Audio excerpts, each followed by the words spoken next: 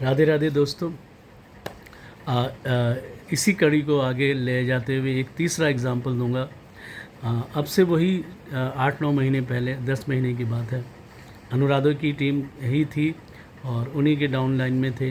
एक मैम थी, मैम है मतलब, जो मोदी केयर में काम करती थी। बहुत अच्छी लीडर हैं। उन्होंने वहाँ पे भी बहुत जो है झंडे गाड़े हैं और बहुत कुछ अचीव किया है।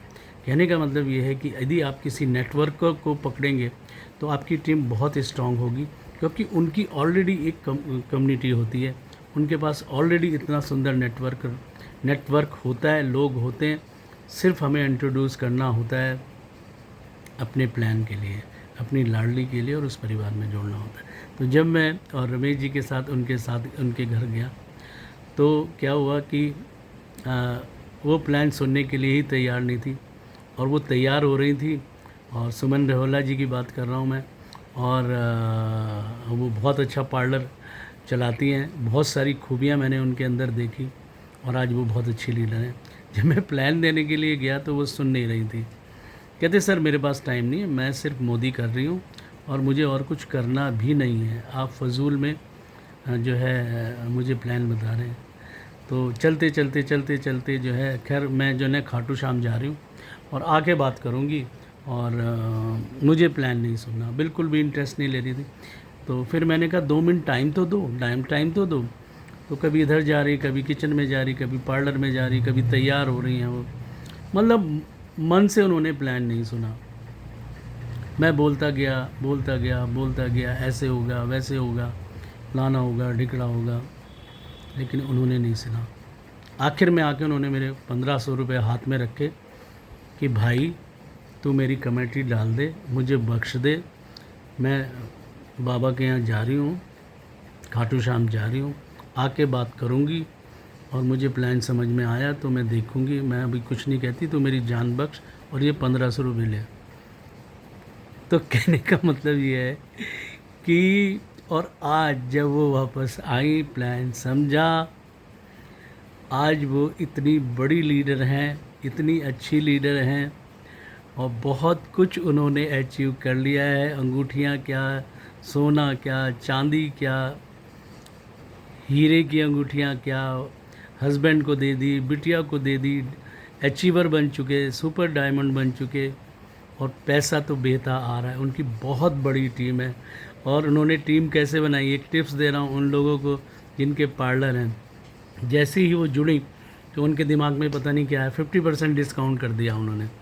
मतलब कहने का ये है कि पार्लर में, लाडली में जुड़ने से पार्लर की जो हमारी ऑफ़र है फ्री में करने का, उन्होंने अपने आप ही ऑलरेडी अपने पार्लर में जो है 50% डिस्काउंट दे दिया। क्यों दिया? कि लाडली में जुड़ो और 50% में आप पार्लर सर्विस ले लो। तो ये एक तरीका था उनका काम करने का। और 50% में लेडीज़ ने पार्लर सर्विस ली। उसके बाद उन्होंने कहा अब तुम पार्लर में, अब आप लाडली के मेंबर बन जाओ, मैं जो है आपको पूरी पार्लर सर्विस फ्री कर दी। एक टिप्स। दूसरी टिप्स उन्होंने दूसरी टिप्स बनाऊंगा। मैं हमेशा ही जो है इस बात के लिए मीटिंग में बोलता हूँ। वो एक लीडर, एक इतनी सुंदर लीडर हैं, इतनी प्यारी लीडर हैं, इतनी समझदार लीडर हैं।